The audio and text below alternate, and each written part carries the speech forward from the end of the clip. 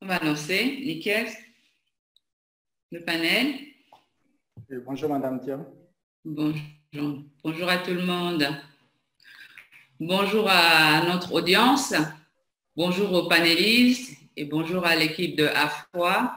Bienvenue à notre série des webinaires de AFOI. Aujourd'hui, notre thématique dans la série des webinaires du Covid porte sur les départements des technologies de l'information et de la communication, les TIC, et comment ces départements en particulier ont été affectés dans les contraintes de la COVID et comment ces départements ont fait face à la COVID, comment ces départements ont dû s'adapter à la situation. Bienvenue encore à notre série des webinaires. L'Association africaine de l'eau est une organisation panafricaine qui est composée de sociétés d'eau majoritairement et d'assainissement, d'agences gouvernementales, de municipalités, de sociétés de biens et services pour fournir des services aux sociétés d'eau en particulier, et d'individus également qui travaillent dans le secteur de l'eau ou qui s'intéressent tout simplement au travail de l'Association africaine de l'eau. Le but de notre organisation est en fait de renforcer les capacités de nos membres, principalement des sociétés d'eau, à travers le partage d'informations, de bonnes pratiques, afin que ces membres puissent fournir des services de meilleure qualité à leurs constituants, à leurs clients. Alors, je voudrais souhaiter la bienvenue à nos panélistes et les remercier de nous rejoindre sur ce webinaire qui porte sur la thématique donc des sociétés d'eau et leur département des technologies de l'information et de la communication face aux contraintes de la COVID. Je voudrais souhaiter la bienvenue à Monsieur Ouyahi Yassi, qui est directeur d'informatique et DSI depuis juillet 2019 à la société togolaise des eaux, excusez-moi, SA. Monsieur Ouyahi est détenteur d'un baccalauréat série C en mathématiques et sciences physiques. Il détient un diplôme d'analyse programmeur de l'École nationale supérieure universitaire de technologie, l'Université de Dakar, et d'un diplôme de master spécialisé en MIAGE. Monsieur Ouyahi, soyez le bienvenu. Je voudrais souhaiter également la bienvenue à Monsieur Amadoun Idriss Abdoulaye, qui est ingénieur en informatique et qui travaille donc pour la Société de production d'eau du Niger, la SPEN. Monsieur Abdoulaye est chef de service administratif et informatique depuis 2017 à la SPEN. Il est également l'auditeur interne de la SPEN dans le cadre du système de management de qualité. Monsieur Abdoulaye, soyez le bienvenu. Je voudrais ensuite souhaiter la bienvenue enfin à Monsieur Askanda Bachabi. Monsieur Bachabi est chef du département de communication, de protocole et des relations extérieures de la Société nationale des eaux du Bénin, la SONEB. Monsieur Bachabi est engagé depuis plusieurs années dans la communication au service de l'eau potable et de l'assainissement, et notamment un grand enthousiasme des TIC au service de l'accès des populations à l'eau potable. Monsieur Bachabi est en fait très actif au sein de l'Association africaine de l'eau depuis plusieurs années, et il a été précédemment secrétaire général de la plateforme des communicateurs de l'AE. Et il demeure à la date d'aujourd'hui l'un des membres très actifs. Soyez le bienvenu, Monsieur Bachabi. Je voudrais ensuite me présenter. Je suis Madame Diao Fatmata, Je suis la directrice des services aux membres à l'Association africaine de l'eau.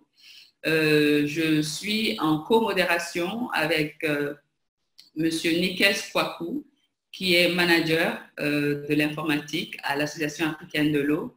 Et nous sommes appuyés par notre collègue Stéphanie Zikonan, qui n'est pas à l'écran et qui nous appuie pour tout ce qui est encadrement visuel et lié à la communication sur nos webinaires. Je voudrais passer donc au propos de ce webinaire pour poser quelques questions à nos panélistes et je vais leur demander de bien vouloir répondre aux questions.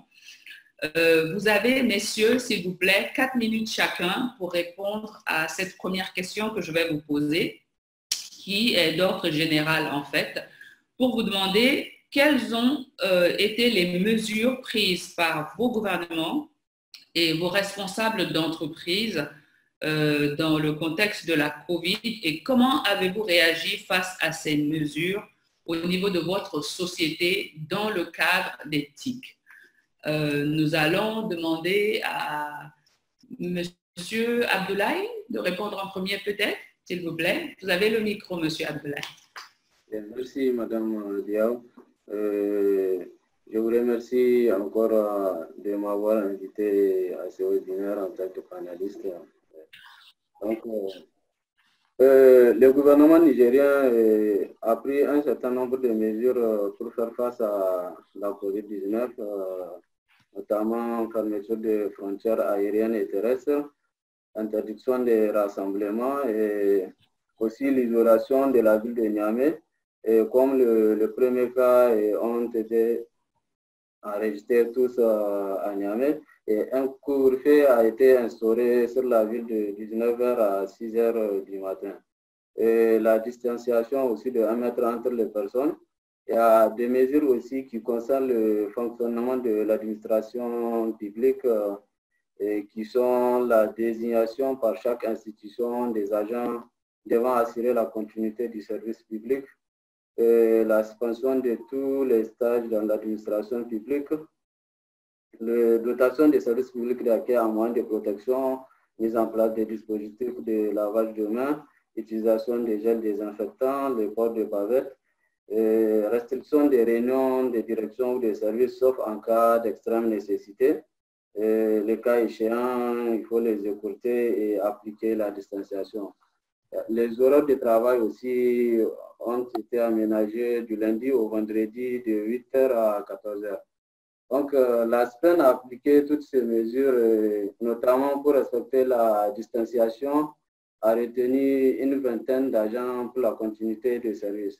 Et il faut savoir qu'à la SPEN, nous sommes au total 41 agents et le reste sont restés confinés à la maison. Donc, pour éviter au maximum le contact, chaque agent retenu reste dans son bureau et les échanges de données, la communication se font à travers le partage de fichiers qu'on a déployé sur notre serveur de fichiers et l'utilisation d'Exchange Outlook. Et on a un petit réseau de 4 serveurs et une trentaine de postes clients. Donc, même ceux qui sont restés à la maison, d'autres sont équipés des ordinateurs portables pour leur permettre, si nécessaire, de travailler à domicile. Donc, les échanges avec eux à travers Outlook continuent pour qu'ils puissent être informés de tout ce qui se passe au sein de la société. Et aussi, à le partenaire, les réunions de travail ont continué à travers la visioconférence. Il y a les réunions des chantiers avec les entrepreneurs qui sont sur les projets, effectivement, aussi, on continue à travers des visioconférences. Et aussi, on a créé un groupe WhatsApp pour la société pour faciliter les échanges entre les collaborateurs. Donc, je pense que sans trop parler, je dis un peu parler de l'essentiel des mesures que la société a prises pour faire face à la COVID. Merci.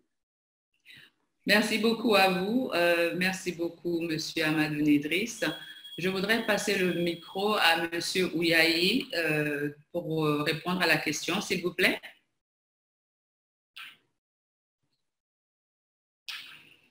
Monsieur Ouyaye, vous avez le micro. Votre micro est éteint. Pourriez-vous l'activer, s'il vous plaît?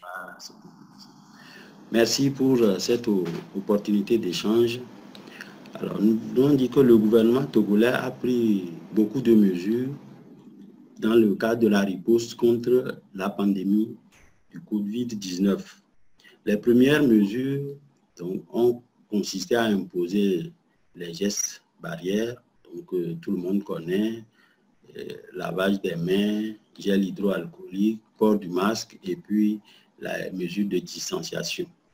Alors, dans une seconde phase, le gouvernement a décrété un état d'urgence et d'autres mesures ont été prises pour renforcer le respect des gestes barrières. Donc, pêle-mêle, on peut citer la fermeture des frontières du pays, donc aux passagers, sauf pour les marchandises, le bouclage de 4 villes, dont Lomé, donc qui avait quelques cas de contamination, la fermeture des églises, donc tous les lieux de culte, la fermeture des écoles, des discothèques et l'interdiction des rassemblements de masse, des activités culturelles et sportives de masse. Et puis, il y a instauration d'un couvre-feu donc nocturne. Et pour permettre le respect de ces mesures, il y a eu une force spéciale qui a été créée, qu'on a appelée force anti-pandémie, donc de 5000 hommes qui sont chargés de faire respecter donc, ces mesures. Et toutes ces mesures ont été traduites au sein de l'entreprise par la mise en place des dispositifs de lavage de mains à l'entrée de chaque site de la TDE sur toute l'étendue du territoire national. Ensuite, on a distribué à chaque agent des masques et puis des gels hydroalcooliques. Maintenant, au niveau du personnel, il a fallu une certaine réorganisation pour éviter donc, les contacts trop rapprochés. Ainsi, nous avons organisé des équipes de travail qui ont fait des roulements. Donc, lorsqu'une équipe travaille, l'autre est à la maison et le lendemain, donc, c'est celle qui était à la maison qui vient travailler. Et pendant ce temps même, quand bien même nous travaillons, donc le contact physique est très, très limité. Donc, nous avons utilisé les outils donc, à notre disposition. Donc, nous avons une messagerie interne, les réseaux sociaux, donc pour échanger. Et on ne se contactait que lorsque c'est très, très nécessaire. Bon, dans ce dispositif, nous avons aussi pensé aux clients parce qu'il fallait éviter des attroupements dans nos locaux. Donc, nous avons fortement encouragé nos clients à utiliser le site web pour leur demande en ligne. Donc, c'est par le biais du site web, ils ont fait les demandes de branchement et ils ont aussi utilisé les outils de paiement en ligne pour régler leurs factures. Voilà toutes les mesures qui ont été prises de façon ramassée donc, pour respecter les décisions du gouvernement. Merci. Merci beaucoup, Monsieur Ouyaye, pour cette information. Je vais maintenant passer le micro à Monsieur Bachavi de la SONEF pour répondre à la question. Monsieur Bachavi, vous avez le micro. Bien, merci beaucoup. Je dois dire que, en fait, dès le premier cas avéré de COVID-19 au Bénin, le gouvernement béninois a aussitôt pris des mesures strictes pour limiter la propagation de la maladie. Des mesures qui sont allées de la délimitation d'un cordon sanitaire dans le pays à la restriction des déplacements et enfin au confinement des populations. Ainsi, déjà dès le 18 mars 2020, il y avait la limitation à l'extrême nécessité des entrées et des sorties aux frontières terrestres du Bénin avec un renforcement des contrôles. Le port du masque était devenu obligatoire et le respect des distances physiques partout sur le territoire national. Alors, dès le 23 mars 2020, il y a eu l'établissement d'un cordon sanitaire autour de 8 villes du pays en vue de les isoler du reste du reste du pays. Donc, Cotonou qui est en fait la principale porte d'entrée du pays et qui centralise, il faut le signaler, 60% des activités de notre entreprise de la SONEB. Donc, le confinement des populations au sein de ce cordon sanitaire était devenu strict. Ensuite, il y a eu la suspension des missions à l'extérieur du pays par le gouvernement et les cas pour les membres du gouvernement et les cas de l'administration. Et puis, la décision de confinement du personnel des entreprises publiques comme privées. Alors, à la SONEB, qu'est-ce que nous avons fait? Dès l'annonce de l'existence de la maladie dans le pays, la direction de l'entreprise a vite pris des initiatives visant à anticiper en fait sur la réactivité de la SONEB et sa riposte résilience. Pour la protection donc de la santé et des conditions de travail des salariés et de la clientèle, la SONEB était ainsi l'une des premières entreprises au Bénin à décliner, et ça dès le 27 mars, donc environ une semaine après les décisions du gouvernement, la SONEB avait déjà décliné sa politique de riposte contre la maladie sur l'ensemble de ses sites. Cette politique a été déclinée en la mise en place d'une cellule de crise nationale et des cellules de crise départementales, la réduction du personnel de l'entreprise et l'institution du télétravail pour protéger les salariés, l'identification des risques pour la continuité des activités de l'entreprise et l'analyse de plusieurs scénarios possibles pour l'avenir, la suspension des relèves des compteurs chez les abonnés, la suspension des coupures de l'eau chez tout le monde, l'institution de la communication proactive qui a été au cœur de la dynamique même de riposte face à la pandémie et surtout, l'entreprise a priorisé une bonne circulation de l'information vraie à travers la création de groupes WhatsApp Alerte Covid, l'organisation de séances hebdomadaires d'information et de sensibilisation du personnel et la mise à jour quotidienne des connaissances sur la maladie. Enfin, donc, la modernisation et l'adaptation des connaissances et des compétences de l'entreprise par rapport aux technologies de l'information et de la communication. C'est donc cette politique et cette stratégie qui a été déroulée, qui se déroule actuellement au sein de l'entreprise.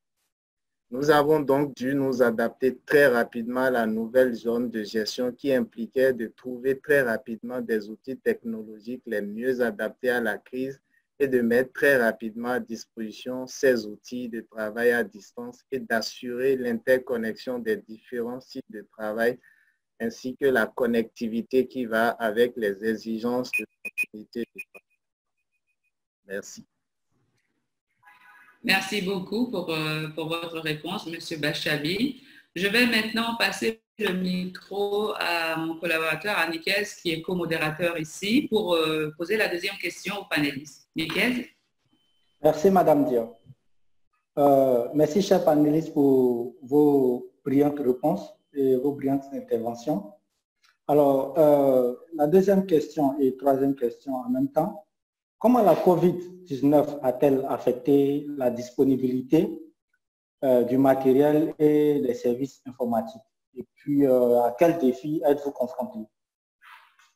Alors, pour cette question, je vais passer la parole en même temps à M. Bachabi, puisqu'il avait déjà le micro pour poursuivre. Bien, merci beaucoup, Niquez.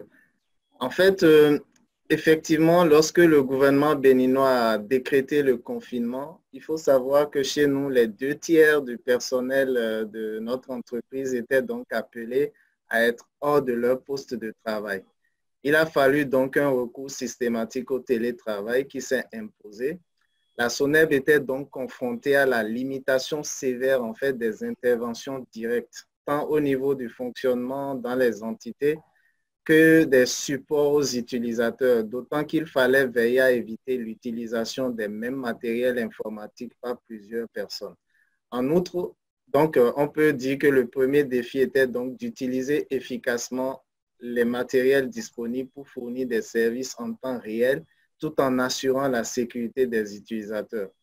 En outre, le travail à distance nécessitait pour l'entreprise de s'assurer que le personnel disposait de matériel informatique et des équipements adaptés pour les visioconférences, le traitement des dossiers à distance et la prise en main des activités de l'entreprise à distance.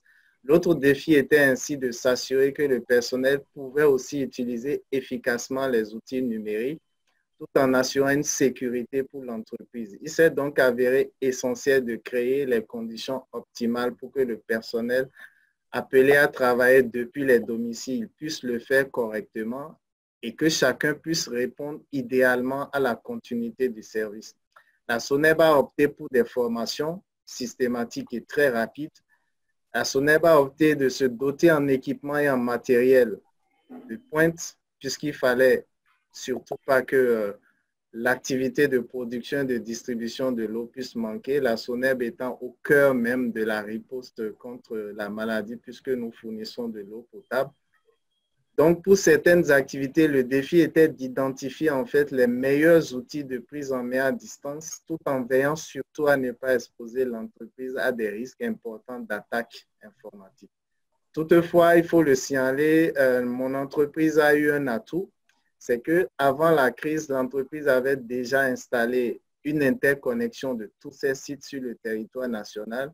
Il s'est donc agi pour nous essentiellement de trouver les meilleurs outils très rapidement de prise en main à distance sécurisée pour permettre au personnel de travailler et c'est ce qui a été fait depuis les domiciles. L'outil TeamViewer a été notamment utilisé et d'autres outils ont été acquis très rapidement par l'entreprise donc pour permettre cette riposte et cette diligence dans la fourniture de l'eau. OK. Merci, M. Bachavi. Alors, notre deuxième intervenant sera M. Ouyahi sur cette question. Votre micro, s'il vous plaît. Voilà. Encore. Bien, à notre niveau, nous n'avons pas connu de confinement général. En fait, nous avons parlé tout à l'heure de bouclage de certaines villes. Donc, c'est à ce niveau que les interventions étaient donc, un peu plus problématiques. Donc, il fallait obtenir donc, un laissez-passer avant de pouvoir accéder à ces zones. Donc, il nous a fallu les outils de bureau à distance pour pouvoir faire les accès à distance dans la mesure du possible. Et dans le cas où ce n'est pas possible, donc on obtenait un laissez-passer pour que les équipes puissent se rendre sur les lieux. Et nous avons aussi acquis les outils comme TeamViewer qu'on a installé, avec lesquels il y a eu des interventions avec notre prestataire, puisque au niveau du personnel, comme on dit, il n'y a pas eu de confinement pour que les gens restent à la maison. Donc, c'est pour ces interventions qu'on a eu besoin de ces outils à distance. Donc, le défi était d'arriver tout de suite à acquérir ces outils et puis à les installer de manière à les utiliser dans l'immédiat. Donc, c'est ce qui fut fait. Merci. Merci, M. Ouyahi. Alors, M. Idriss Abdoulaye, vous avez le micro. Merci, M. Nickel. Aussi, à notre niveau, le télétravail n'a pas vraiment été effectif. Vu notre nombre, on est 41 et la moitié est restée travailler au bureau. Donc, les difficultés qu'on a rencontrées sont surtout au niveau de la connexion Internet. Puisqu'avant la crise, l'usage professionnel qu'on fait d'Internet, c'est limite à la messagerie. Donc, avec Covid, il fallait s'adapter en faisant des visioconférences pour les réunions de travail. Donc, on a augmenté le débit. Et il faut dire aussi que la qualité des services demeure un problème au Niger à cause d'une instabilité réseau de télécommunications dans le pays. Donc là, des efforts sont en train d'être faits par l'entreprise, l'opérateur national pour pallier cette difficulté. Donc, aussi, l'utilisation de la messagerie Outlook et Newer quand même nous a permis de rester en contact avec ceux qui sont confinés. Le confinement aussi n'était pas général, c'est juste un couvre-feu à partir de 19h. Et aussi, on a eu une rotation effectivement de ceux qui sont retenus au niveau de l'entreprise.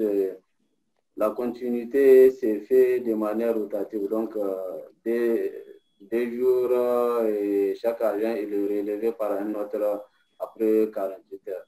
Donc, voilà en gros les défis auxquels nous avons été confrontés, les difficultés auxquelles nous sommes confrontés. Ok. Merci, M. Idriss. Je vais laisser le micro à la modératrice principale, Mme Dion, pour poursuivre. Merci, Nicaise, et merci, messieurs, pour ces réponses-là. La question suivante que je vais vous poser est dans le cadre, en fait, toujours du confinement éventuel des personnes pour les espaces où les personnes ont été confinées. Par rapport à la gestion des utilisateurs d'équipements, déjà il y a certains d'entre vous qui ont fait allusion à ça. Plus particulièrement, quel impact est-ce que le confinement et le déconfinement, donc si ça s'applique dans votre espace, ont eu sur les services TIC que vous fournissez, les efforts que vous déployez pour assurer la sécurité du travail à domicile? Donc, on va de manière un peu plus approfondie sur la question précédente, vraiment en s'appesantisant sur les services que vous avez fournis et la sécurité du travail à domicile. Vous pouvez éventuellement nous en dire un peu sur la sécurité de vos clients également. Donc, quelles ont été vos approches par rapport à ça? Je vais demander à M. Idriss, peut-être encore dans la même logique que Nicaise, de bien vouloir répondre à la question en premier, comme il avait le micro. Monsieur Idriss, à vous. Oui, comme je disais, le télétravail vraiment n'a pas été effectif, mais quand même, on a équipé certains de nos collaborateurs en ordinateur et portable, et avant même de les mettre à leur disposition. Et toutes les dispositions ont été prises, antivirus, les applications, les anti-spam pour Exchange Outlook, pour leur permettre quand même de travailler de manière sécurisée. Donc là, on n'a pas déployé des VPN pour le télétravail. On n'a pas aussi eu d'assistance, des demandes d'assistance à distance pour le télétravail. Donc là, on n'a vraiment pas senti un impact sur le confinement, déconfinement. Merci beaucoup pour votre réponse, M. Idriss. Je vais passer le micro à M. Ouyahi pour lui demander de bien vouloir répondre à la question. Merci. Donc, comme je le disais précédemment, le Togo n'a pas eu de confinement général. Donc, c'est quelques villes uniquement qui ont été bouclées. Et donc, les équipes ont travaillé normalement, si bien qu'on s'est préparé au télétravail. En fait, on n'a pas fait du télétravail. Donc, les équipes ont travaillé normalement et c'est avec un de nos prestataires à qui nous avons installé TeamViewer. Donc, c'est avec lui qu'on a pu faire. C'est en fait lui qui a fait du télétravail parce qu'il avait accès à nos équipements en mettant en place toutes les mesures de sécurité pour que l'intervention se passe de manière correcte. Et c'est un peu le seul télétravail dont je peux parler. Et les dispositions prises avec nos clients aussi, bon, c'est une forme de télétravail, mais par exemple, donc l'accès au site dont j'ai parlé aussi tout à l'heure, donc à partir de leur domicile qu'ils pouvaient faire, mais là, ils utilisent Internet, donc ce n'est pas donc, notre réseau. Donc voilà un peu ce que je peux dire. Donc, on n'a pas à proprement parler, donc fait du télétravail, quand bien même on s'y était préparé, mais on ne l'a pas appliqué du fait que le confinement n'a pas été décrété. Hein? Donc, des mesures donc, avec notre prestataire qui ont été prises. Là, ça a bien fonctionné. Donc, lui, il a utilisé TeamViewer donc, pour faire du télétravail parce que lui, il était confiné. Donc, il a pu faire du télétravail alors que nous, nos équipes étaient en présentiel. Merci beaucoup.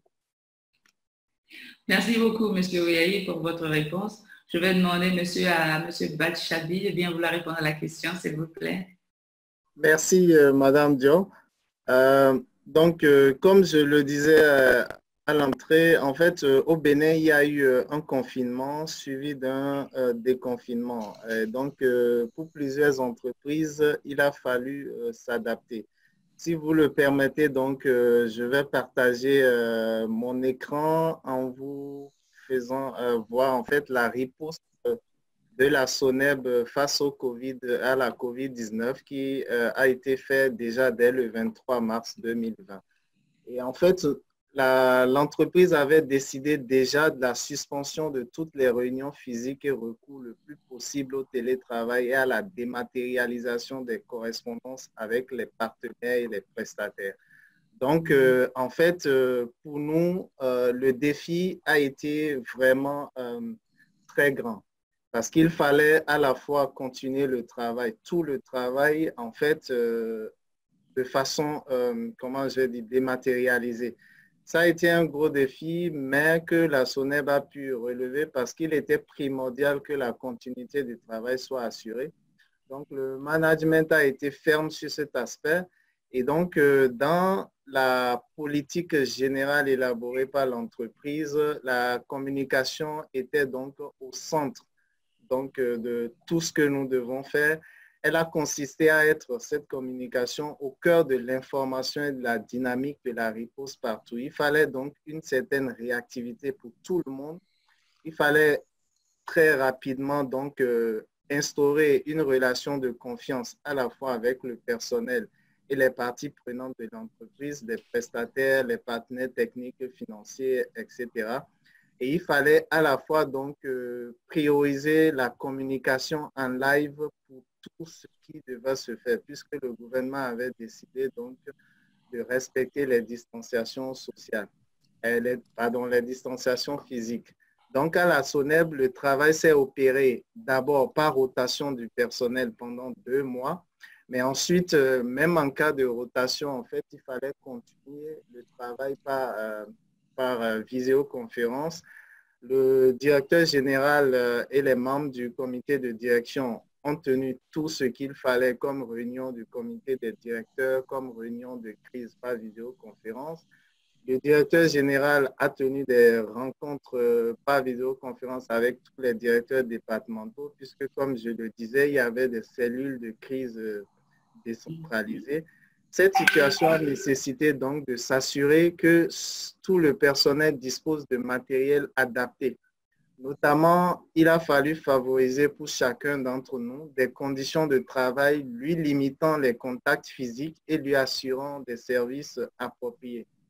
En outre, dans ce contexte, en fait, il a fallu instaurer une communication, comme je le disais, permanente et dynamique.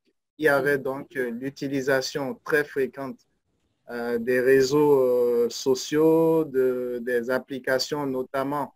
Nous avons essayé toutes les applications possibles de travail à distance. Je vais parler de WhatsApp, je vais parler de Teams, je vais parler de Zoom, je vais parler de Outlook. Et chacun a dû en fait s'adapter à l'outil qui lui permettait de donner en fait la pleine potentialité de ses capacités de travail à distance.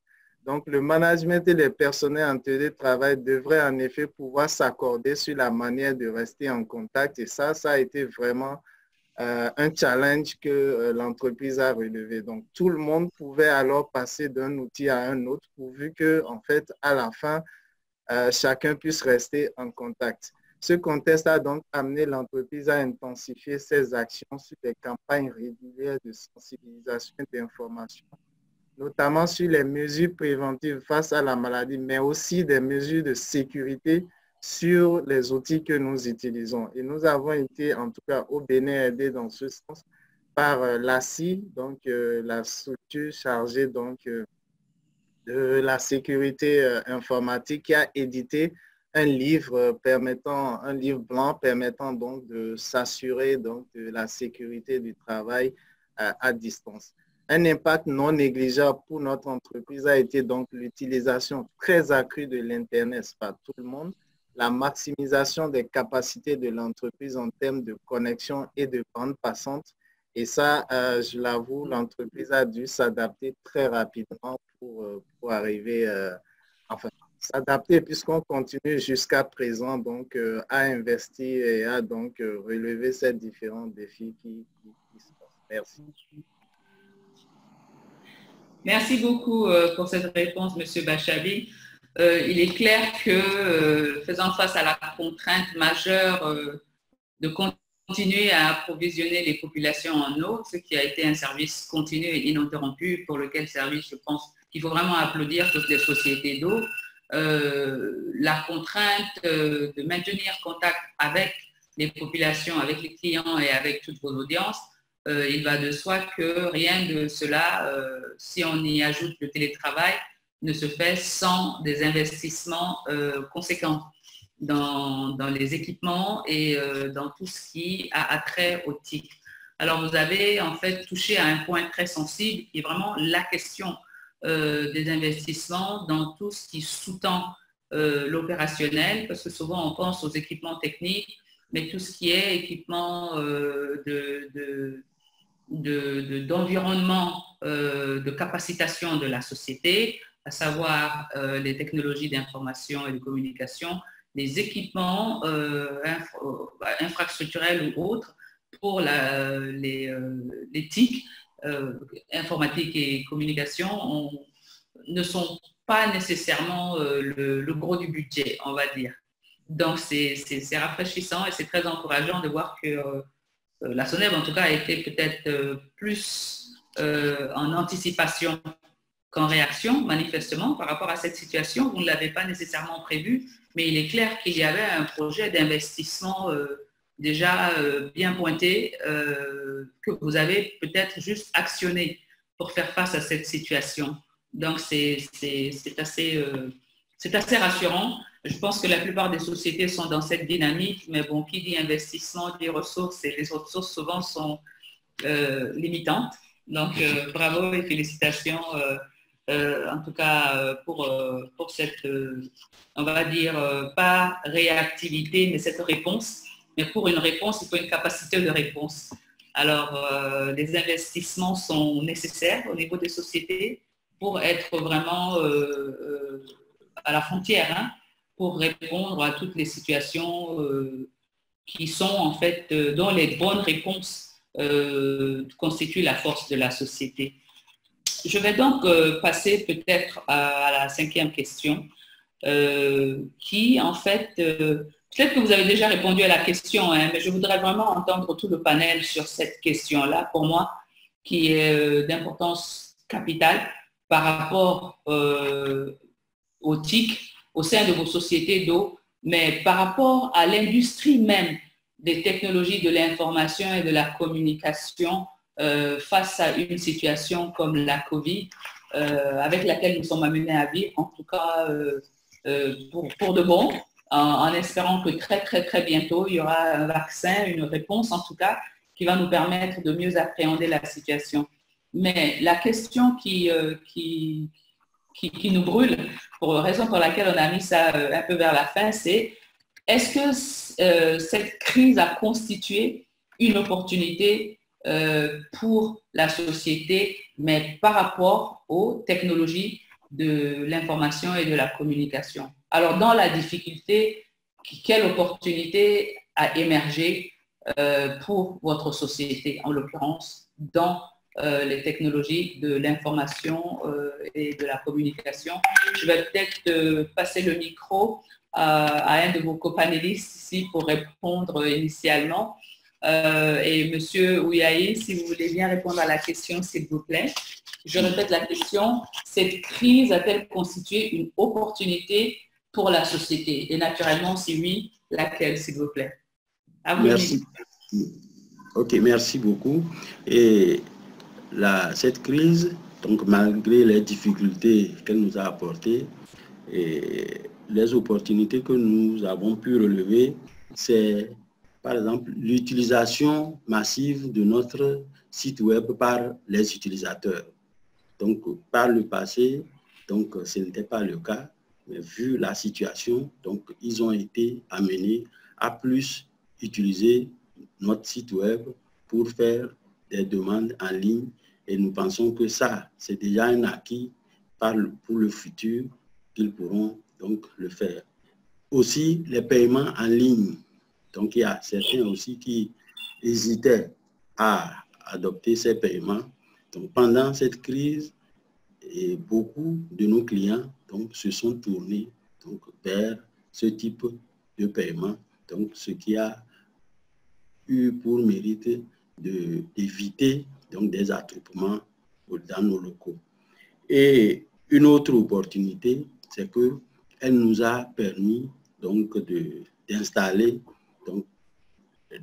certains outils. Donc, j'ai parlé tout à l'heure de TeamViewer, donc que nous allons utiliser pour le futur et, si possible, renforcer, voire d'autres outils. Voilà ce que je peux dire à ce sujet. Merci. Merci beaucoup, Monsieur Ouyahi, pour votre réponse.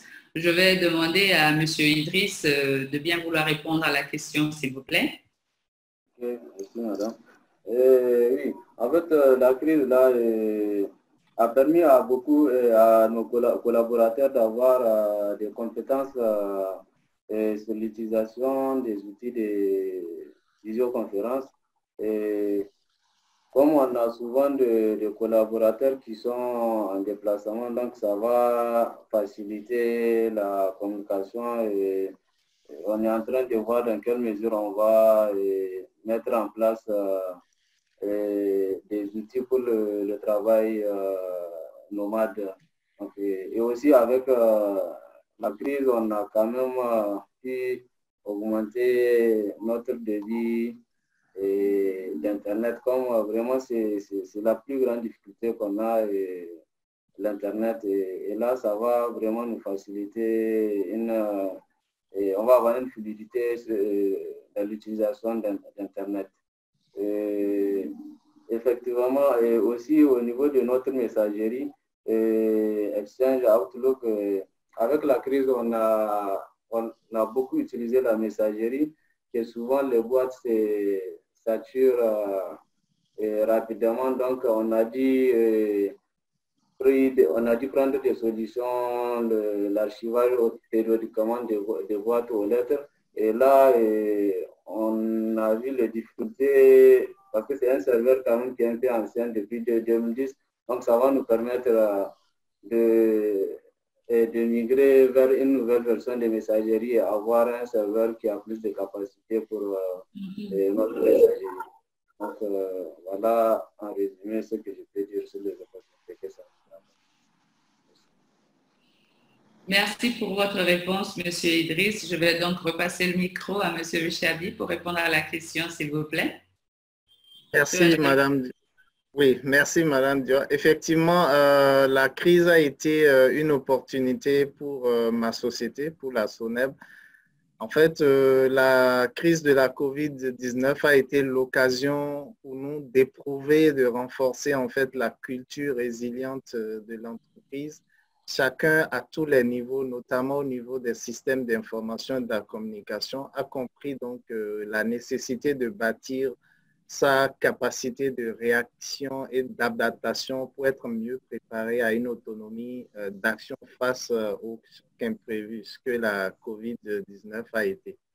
Ainsi, donc, pour la SONEB, en fait, l'entreprise a utilisé l'opportunité de cette crise pour modeler sa transformation digitale en renforçant beaucoup plus et de façon générale les compétences et les connaissances de tout le personnel quant à la prise en main des outils TIC, notamment à distance.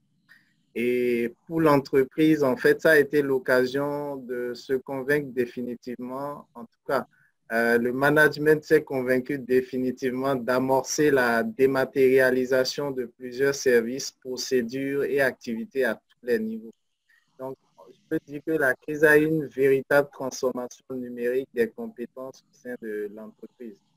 Ensuite, en fait, grâce à la crise, je crois que l'entreprise a pu améliorer quand même sa notoriété et son relationnel avec la clientèle parce que la crise nous a permis d'être proactifs face à tout ce que les clients avaient comme doléances parce que nous avons dû, notamment, comme le disait M. Ouyahi aussi à la SONEB, nous avons dû dématérialiser tous nos outils afin que les clients puissent demander des branchements, poser des questions, interagir avec l'entreprise à distance. Et nous avons privilégié après une utilisation, évidemment, sur le site, les entreprises peuvent le faire, les particuliers aussi, mais nous avons beaucoup plus privilégié pour notre part l'outil WhatsApp qui permet donc à tous les clients jusqu'à maintenant, en fait, de ne plus aller du tout dans nos agences, sauf, je dois le préciser, pour les paiements des factures.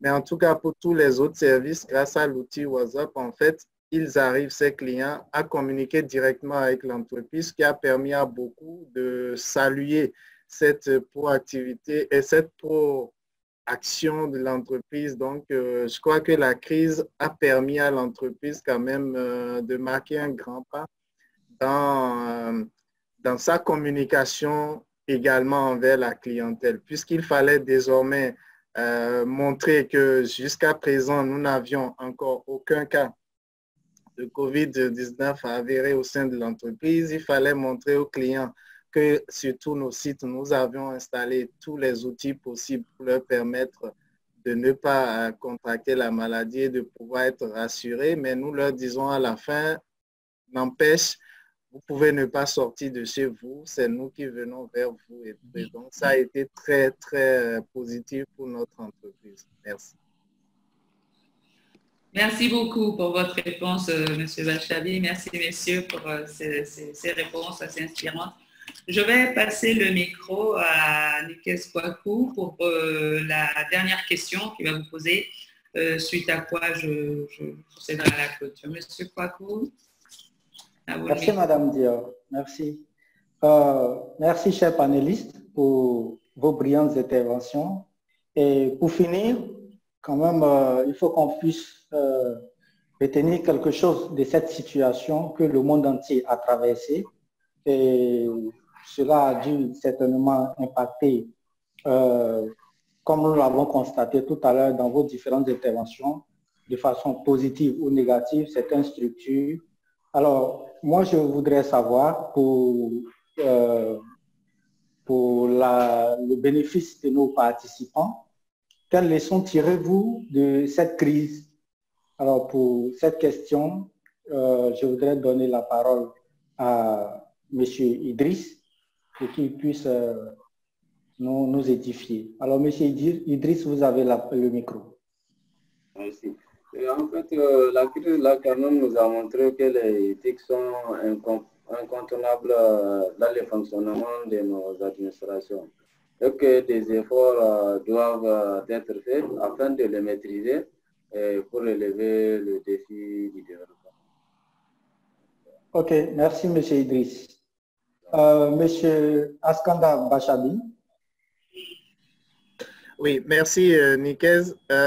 Comme disait Madame Dior, en fait, le management investit beaucoup plus souvent dans d'autres secteurs, cette crise a permis en tout cas de démontrer à quel point il fallait aussi investir dans les technologies de l'information et de la communication au sein de nos entreprises.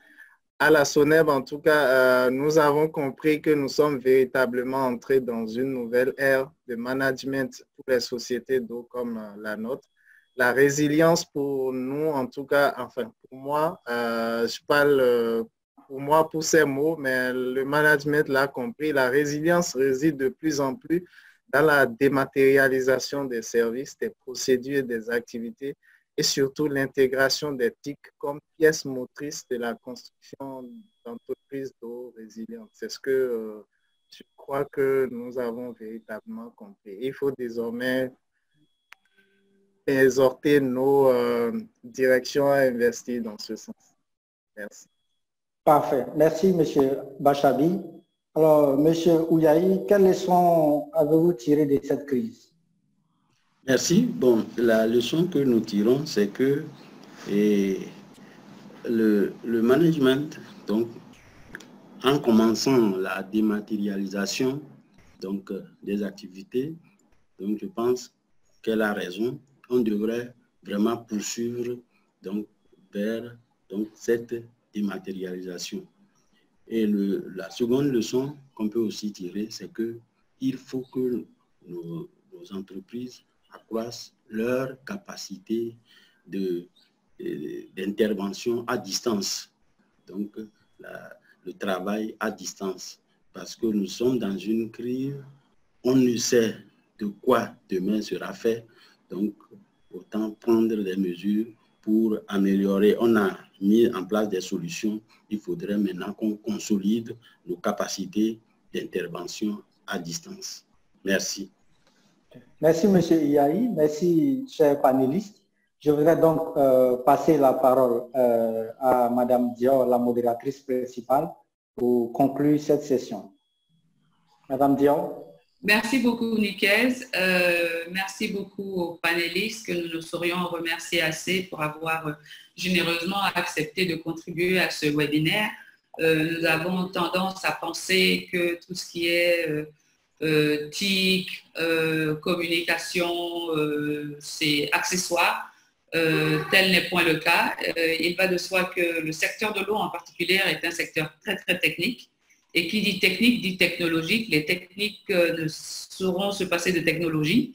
Et à la date d'aujourd'hui, dans le secteur même des technologies, les TIC, sauf pour les sociétés qui n'ont vraiment pas compris qu'on ne pouvait pas rater le bateau par rapport au succès, qu'il fallait investir aussi massivement dans les technologies de l'information et de la communication que dans les technologies de leurs compétences majeures sur laquelle est basée la fourniture de leurs services ou des biens qu'ils offrent.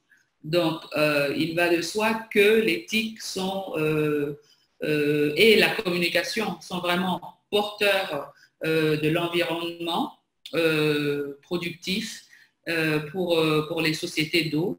Et nous allons exhorter évidemment les sociétés d'eau à rehausser ces départements-là dans leur société et à vraiment se pencher là-dessus pour capitaliser sur tous leurs investissements et tous leurs gros efforts et leur travail absolument vital dans le secteur de l'eau, dans leur approvisionnement de la population en eau et en assainissement pour ceux qui sont dans l'assainissement. Je vais donc remercier aussi mon co-modérateur, M. Kouakou. Merci beaucoup pour un appui précieux.